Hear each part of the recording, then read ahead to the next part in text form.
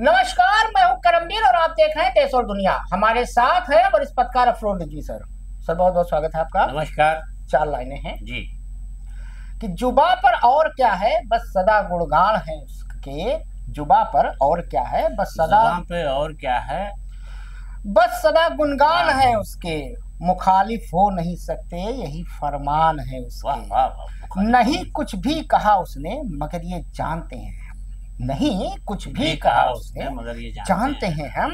हमारे सर झुके हों बस यही अरमान है उसके। आ आ क्या बात है, क्या बात है। फरमान मतलब सर आदेश ना, हाँ, और मुखालिफ मतलब विरोधी। विरोधी। अब सर आजकल एक नया विवाद शुरू हुआ। असम में एक विधायक जी थे कांग्रेस के, तो उन्होंने रविन्द्रनाथ ठाकुर ने 1905 में लिखी थी कविता आमार सोनार बंगाल। बाद में जब बांग्लादेश बना तो बांग्लादेश ने उसको अपना राष्ट्रगान बना लिया। अब उसको लेकर के हाय तौबा मची।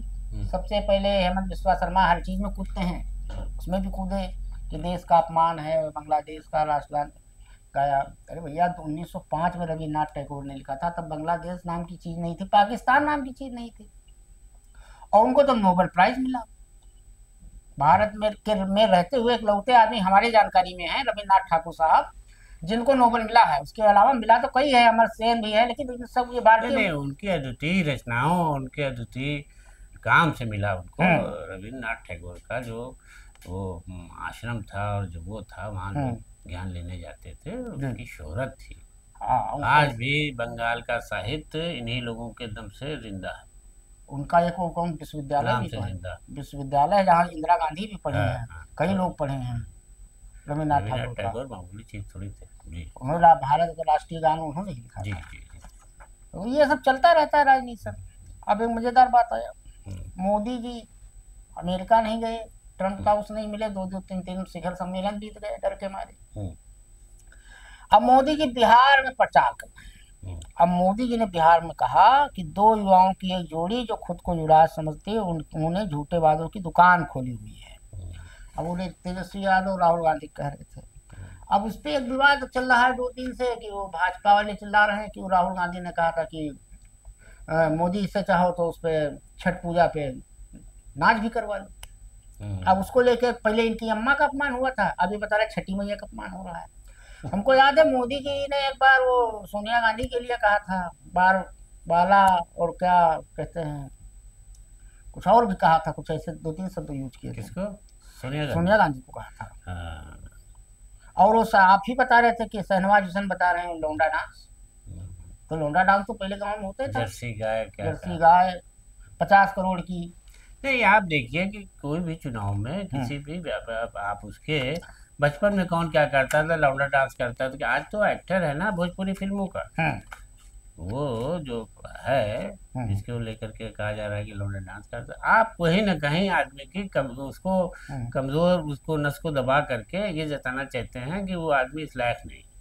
और प्रधानमंत्री हो, प्रधानमंत्री स्तर पे होके ऐसी शब्दों का मतलब शोभा नहीं देता। पूरे परिवार को कहना कि पूरे 2 भ्रष्ट परिवारों के 2 युवा हाँ लालटेन युग में ले जाएंगे। वो एक तो देश में सबसे भ्रष्ट परिवार का लड़का है, और दूसरा बिहार के सबसे भ्रष्ट परिवार का। और इनके यहाँ सब पूरे परिवार को आप गाली दे रहे हैं। इनके यहाँ अजीत पवार पाक साफ हैं, इनके यहाँ नारायण राणे पाक साफ हैं, इनके यहाँ हेमंत बिस्वा शर्मा तो पाक साफ हैं, शुभेंद्र अधिकारी पाक साफ। अगर गिनाए तो मतलब 100 नाम ऐसे निकलेंगे।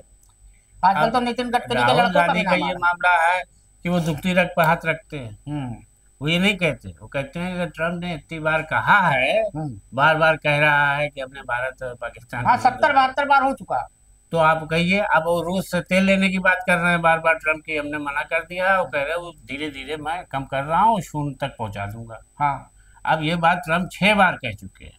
इसमें एक नया अमेंडमेंट हुआ, और ये राहुल गांधी यही बात कहते हैं कि भाई आप प्रधानमंत्री देश की, तो अपने सम्मान को बचाते हुए, भारत के सम्मान को देखते हुए आप उनसे कहिए कि आप कहे ऐसी बात बोल रहे हैं। और इसमें एक नया डेवलपमेंट भी हुआ है।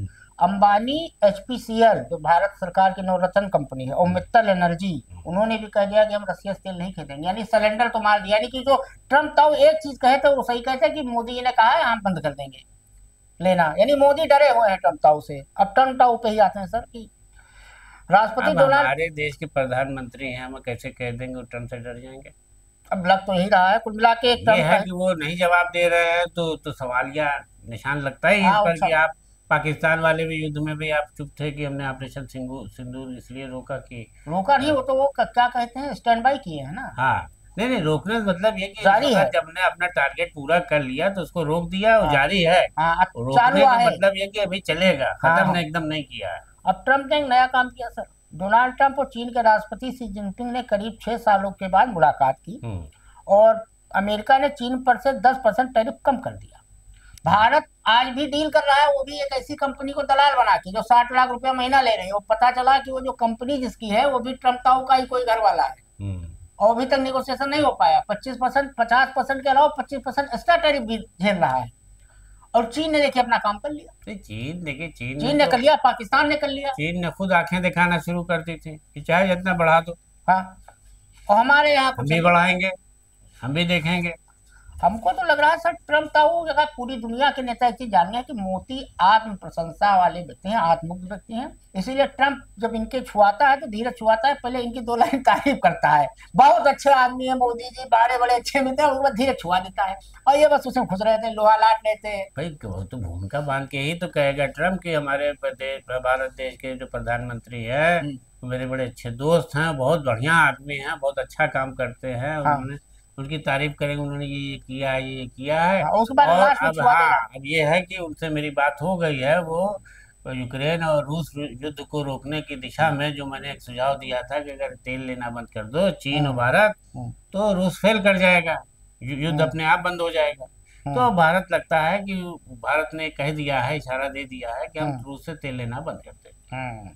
अब सर आजम खान साहब आजकल बड़ी चर्चा पे हैं, हर चैनल उनका इंटरव्यू कर रहा है। कपिल सिब्बल साहब ने किया, लल्लन टॉप ने किया, मतलब सबने किया उनका छूटने के बाद, और बड़ा वो दीनहीन बन के। खैर जवान के तो अच्छे ही हैं, जवान से तो उनको कोई नहीं हरा सकता है। तो कानपुर से एक विधायक थे इरफान सोलंकी साहब, उनके मरहूम अब्बा भी बहुत लंबे समय तक रहे कानपुर में विधायक। तो इरफान सोलंकी उनके आवास पे कल मिले, हम्म तो आजम खान साहब ने एक शेर पढ़ा।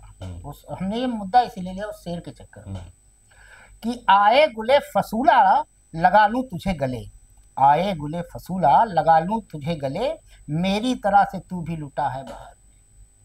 इसका मतलब नहीं समझ में आया सर, इरफान सोलंकी के लिए क्या कहा उन्होंने। एक खास किस्म की वो होती है बाहर, वो पेड़ होता है जिसमें पतझड़ आता है। ये शेर इरफान सोलंकी से कहने का राजनीतिक पतझड़। इसलिए कहा है कि तुम भी जेल काट के आए हो 33 महीना, और हमने भी 23 महीना भी काटी, और हम पर 100 मुकदमे चल रहे हैं। आओ गले लग ले, एक दूसरे के गम मिटा ले, रो ले।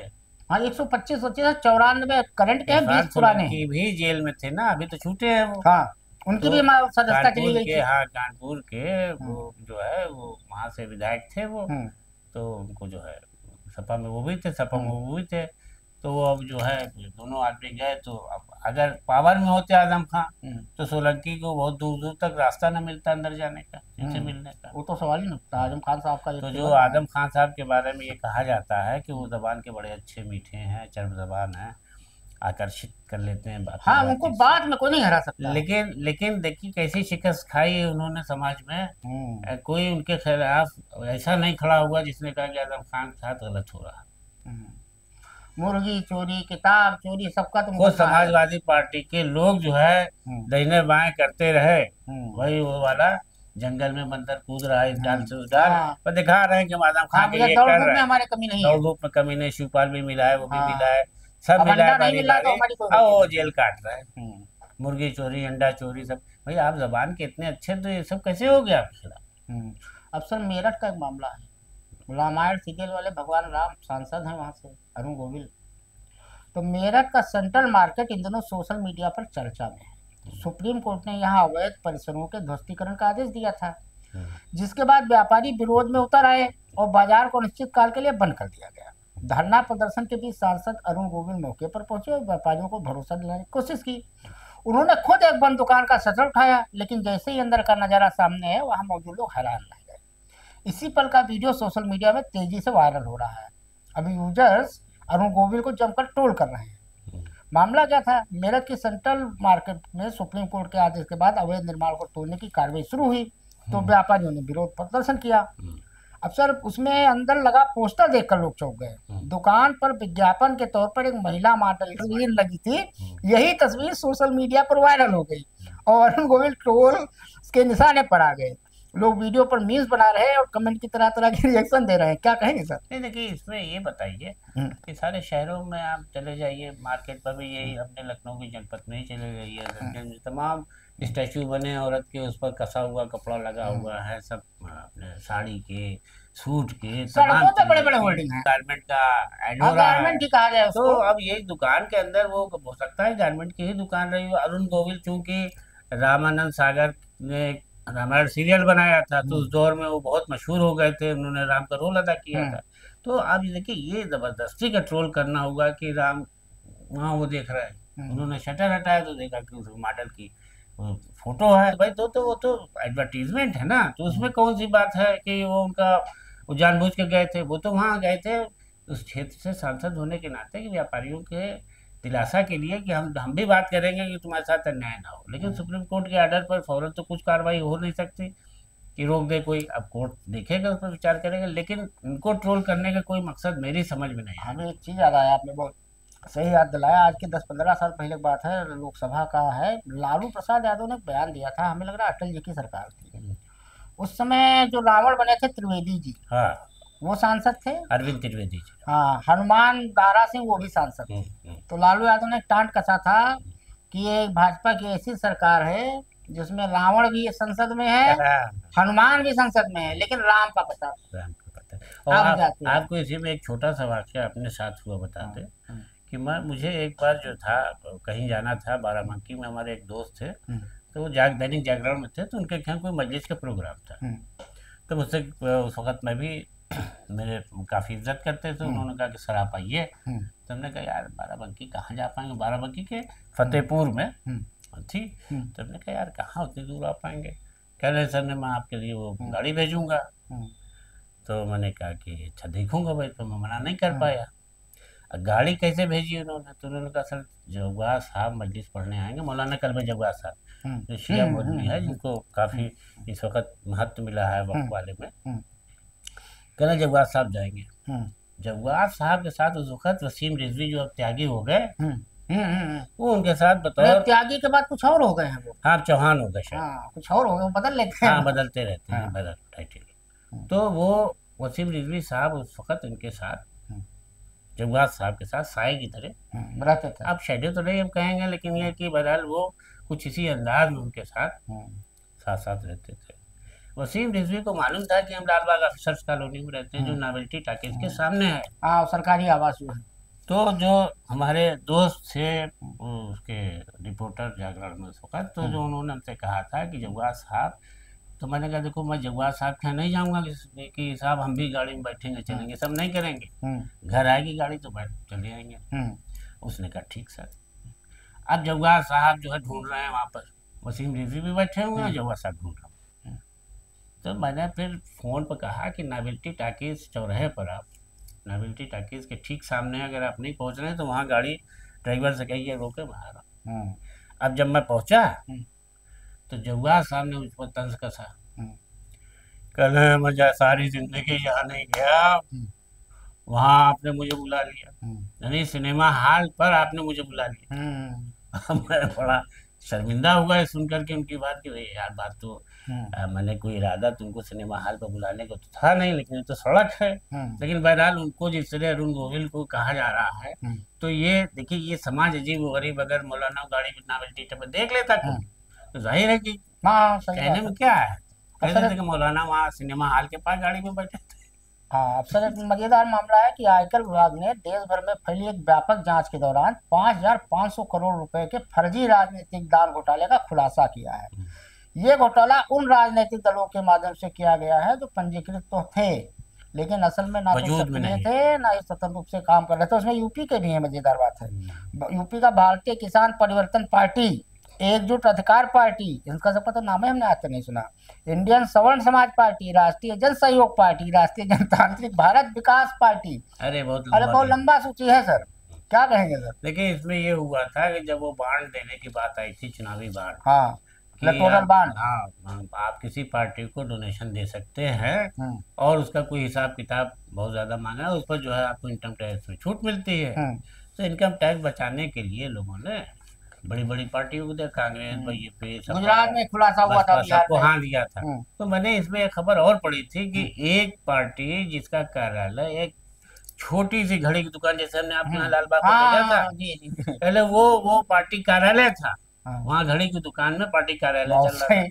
तो जो आपने पढ़ा है कि ये सब कागज पर पार्टियां हैं और लोगों ने, व्यापारियों ने इनसे सौदेबाजी करके कि हम आपको इतना हाँ, दे ब्लैक रहे टू हैं, व्हाइट में कन्वर्ट। हाँ ब्लैक एंड व्हाइट के, तो इनकम टैक्स जो है उसमें चौंक गए देख करके, अरे इतना ज्यादा रिफंड जो मांग रहे कहीं हैं आता पता नहीं पार्टी। और कहीं आता, जब जांच कराई गई तो उसी जांच में एक घड़ी की दुकान वाला पकड़ा गया कि साहब आपकी कौन सी पार्टी चलती है। तो अब वो गया और आजकल तो ले दे के पार्टी और जन जन कितना का 80 लाख कितना लाख रुपए का उसने डोनेशन ले रखा था। हाँ। अब सर, आसाराम बापू को जमानत मिल गई, 84 साल के थे। राजस्थान उच्च न्यायालय ने नाबालिग से बलात्कार मामले में आजीवन कारावास की सजा काटते उद्देश्य आसाराम को चिकित्सा आधार पर 6 महीने की जमानत दे दी। मैं ये लेता नहीं मुद्दा। मेरा सवाल ये है, चाहे आसाराम हो चाहे राम रहीम हो, ऐसे बलात्कारियों को तो जल्दी जमानत मिल जाती है कोर्ट से, या अर्णव गोस्वामी को रात को 2 बजे सुप्रीम कोर्ट खुलता है और जमानत मिल जाती है, या राहुल गांधी हो, कोई भी बड़ा अगर शख्सियत शर्जील इमाम को है, लेकिन शर्जील इमाम को नहीं मिलती है। सब बहुत सारे लोग बंद हैं, आम आदमी को तो कतई नहीं मिलती। अरे कोर्ट कितने की ऐसे स्थिति हैं ये है, जिनके विचारों की पैरवी करने वाला नहीं है, पुलिस ने उनको ठूस दिया किसी मामले कल ही हम में। लोगों ने मुद्दा लिया था, 30 साल 50 रुपए का टीटी वाला था, मर गया बेचारा। तो पुलिस तो अपना काम कर गुजरती है, उसके बाद ना उसकी पैरवी होती है ठीक से, ना वो केस दायर होता है और चला करता पेशी, आदमी जेल में बंद है। तो ये सब है बैठा। अब आसाराम जी को 84 साल राम रहीम को मिल जाता है, राम रहीम को मिला है, वो एक 2 बार इससे पहले आसाराम को मिल चुका है। वो तुलसीदास ने दोहा कहा है, समरथ को नहीं दोष उसाई। अब सर, एक खबर है जो पूरे गोदी मीडिया गायब है। महाराष्ट्र के नागपुर में किसानों का महा एल्गार आंदोलन तीसरे दिन भी जोर पकड़ लिया है। हाई कोर्ट ने भी आदेश किया, स्वतः संज्ञान लिया, लेकिन किसान डटे हैं, कहना ना, जो सरकार ने वादा किया। असल में चुनाव में झूठ बोलते हैं। चुनाव में जब जीतना होता है तो वो बताते हैं हम किसानों के लिए करेंगे, महिलाओं के लिए करेंगे। दिल्ली में वही हाल हुआ, वही महाराष्ट्र में हुआ था कि कपास का मूल्य बढ़ाएंगे, ये करेंगे, कुछ नहीं किया। किसान 3 दिन से आंदोलन तक किए हैं। अब देखिए वही मसल एक जो नागपुर में, वो भी संघ के गढ़ में, नागपुर में बैठे हैं। आज फडणवीस शायद मिलेंगे, जब हाई कोर्ट ने डंडा दिया। जो कह दी गई है कि जबरा मारे रोए न। हाँ, तो ये वही हालत है कि ये लोग ऐसा इतना तिलिस्म खड़ा कर देते हैं इलेक्शन में कि किसान और ये वो सब सोचने लगते हैं कि देवता आने वाले हैं। हाँ। और मंदिर खुलेगा हमारे जाते ही सब निवारण। यही इन्होंने महाराष्ट्र में किया, राजस्थान में किया, हरियाणा में किया। और ये देवता जब राक्षस की शक्ल में दिखने लगते हैं कि कैसा कर्जा, कैसा वो, किसान आत्महत्या कर रहा है, मर रहा है, दलितों से क्या कराया जा रहा है। महाराष्ट्र में तो पर डे समय 10 किसान आत्महत्या करते हैं। पंडित जी अपना पाँव धुलवा के वो भी ले रहे हैं। बताइए ये सब हो रहा है देश के अंदर। उस वक्त क्या होता है, अनुसूचित जाति का ही आपको वोट चाहिए। जितना बैकवर्ड अगर एक जाग जाए तो समझ लिए कि पता एकदम। अब किसानों जो मांग है वहां पे कि सोयाबीन के लिए 6,000 रुपया प्रति क्विंटल, हर फसल पर 20% बोनस, भवंतर योजना का अमल, फसल क्षतिपूर्ति और उचित मूल्य सुनिश्चित करना। देखिए इसमें सबसे बड़ी चीज जो है पूर्ण कर्जा माफ करने माफी की बात है। मुद्दा मेन वही है। तो सरकार को देखना। सरकार ने ये वादा किया था, उसके चुनाव घोषणा पत्र में था। क्या कहा जाए। अब sir, Madhya Pradesh high court के 2 न्यायाधीशों ने मंगलवार को अन्य पिछड़ा वर्ग समुदाय के एक युवक को कथित तौर पर, वो जो वीडियो वायरल हुआ था, पंडित जी का पैर वैर धोया था, धुलवाने और पानी पीने के लिए मजबूर करने के मामले से संबंधित स्वतः संज्ञान मामले की सुनवाई से खुद को अलग कर लिया। मध्य प्रदेश के दामोह जिले का मामला था ये, और उसको पंडित जी के लड़के ने धुलवाया था। पीड़ित की पहचान पुरुषोत्तम कुशवाहा के रूप में हुई थी। अब वो जस्टिस विवेक अग्रवाल है और जस्टिस AK सिंह, क्या कहेंगे सर? जो स्वतः संज्ञान लिया था उन्होंने इस मामले में, और शायद ऐसे उसके लिए जो है वो सजा सुनाई थी इस बात की कि इस पर जो NSA लगाया जाए। इसमें कि इंटरेस्टिंग मामला था। इसको जो स्वतः संज्ञान लिया था वो थे जस्टिस श्रीधरन, जिनका हमने नाम भी कहा, इलाहाबाद हाई कोर्ट भेज दिया गया। पहले उनको जाना था छत्तीसगढ़, तो भेज दिए गए यहाँ। तो उन्होंने लिया था। अब ये दोनों भी किनारे हो गए उस मामले से। अच्छा, ये खेल है इसमें, मतलब कोर्ट में भी चलता है, रामराज है वहाँ भी। वैसे भी कोर्ट से तो बचाए आदमी को। 3 कोर्ट से बच के रहना चाहिए, काला कोर्ट, सफेद कोर्ट और नीला कोर्ट। इनसे बच गए तो जान लो आपका जीवन सुखी है। और अगर इनके फंस गए तीनों चक्कर। नीला कोट कौन है? नीला कोट होता है वो कभी बताना नहीं सही, वो लोग समझ जाएंगे। अब सर एक इंटरेस्टिंग काला तो मामला, वकील वाला हो गया, सफेद सफेद कोट डॉक्टर का, डॉक्टरों वाला हो गया। नीला कोट भी नीला होता है। कोट का रहस्य सब छोड़े जा रहे हैं। नीला कोट होता है। अब सर एक इंटरेस्टिंग जाते जाते लोगों को बता दें कि बिहार में चुनावी गर्मी चरम पर है, लेकिन रोमांच कहीं और ज्यादा है। राजस्थान के मशहूर फालोदी सट्टा बाजार, जो ना जानते हो, राजस्थान में सट्टा बाजार है फालोदी, जहाँ हर चीज पर सट्टा लगता है, जीने मरने से लेकर हर चीज पर। हम वहाँ गए हैं एक बार, छोटा सा मार्केट है, चौराहा टाइप का है, वहाँ पकौड़ी और वो कचौड़ी और उसका प्याज की कचौड़ी मिलती है, बहुत अच्छा। और वहाँ पे शाम को सुबह 2 टाइम मेन चौराहे पे ही वो बेंच लगती है तिपैया, और वही सट्टा लगता है। यहाँ दांव के रेट इतने तेजी से बदल रहे हैं जैसे पटना की गलियों में ट्रैफिक लाइट पर पल भर में रंग बदलते हो। फिलहाल फालोदी सट्टा बाजार का मूड साफ है कि कौन जीतेगा कौन हारेगा, क्या कहेंगे सर? इसके बारे में लोगों को नहीं पता है। जो है आपने बताया है, हाँ। ये जयपुर राजस्थान कहाँ का है? हाँ, जयपुर राजस्थान का है, और 450-500 साल पहले 450-500 यहाँ साल शुरू हुआ था पहले से सट्टा। शुरू हुआ था सट्टा। तब होता था ये कि लोग जूता ऊपर उछालते थे, हाँ। और शर्त ये लगती थी सट्टे में कि जीते, साढ़ कौन उल्टा लड़ेगा गिरेगा तो हाँ। ये सीधा गिरेगा। हाँ। तो लोग मनोरंजन में पैसा भी लगाते थे और ये चलता रहता था। फिर एक ये खेल होता था कि 2 साल लड़ेंगे, जीते जो कौन सा जीतेगा कौन सा हारेगा, इस पर जो सट्टा लगता था। फिर आजादी के बाद चुनाव पे लगने लगा, उस पर लगने लगा, फिर तरह तरह की बातों क्रिकेट पर पे लगने लगा। मनोरंजन बन गया कि नाली से पानी गिरेगा कि नहीं गिरेगा, हाँ, बारिश होगी कि नहीं होगी। तो इस तरीके के लोगों के लिए वो बड़ा पॉपुलर हो गया वो। हाँ, और जब क्रिकेट में कौन जीतेगा, कौन कितना रन आजकल बनाएगा, बिहार पे चल रहा है। कौन आउट हो जाएगा, कि जीतेगा कि नहीं जीतेगा, अब वो चुनाव के लिए हो रहा है। बहुत हमने ये जानबूझ के लिया कि जो लोग ना जानते हैं वहाँ नहीं, गए बहुत हैं। मशहूर है, फालोदी अभी बहुत पॉपुलर है। बहुत पॉपुलर जगह है वो। तो चलते चलते बस 2 लाइन है कि रोज मरना नसीब थोड़ी है, रोज मरना नसीब थोड़ी है, जिंदगी है सलीब थोड़ी है। आहा, तो आज के लिए इतना ही। जिंदगी है सलीब थोड़ी। सलीब जानते हैं? सलीब मतलब जो उस पर चढ़ाया जाता सूली, जिस पे सूली चढ़ाई हाँ। जाती है। तो रोज मरना आप तो नसीब जानते थोड़ी हैं, है, बहुत बड़ी बात। जिंदगी है सलीब थोड़ी बहुत है। बड़ी तो आज के लिए इतना ही, धन्यवाद।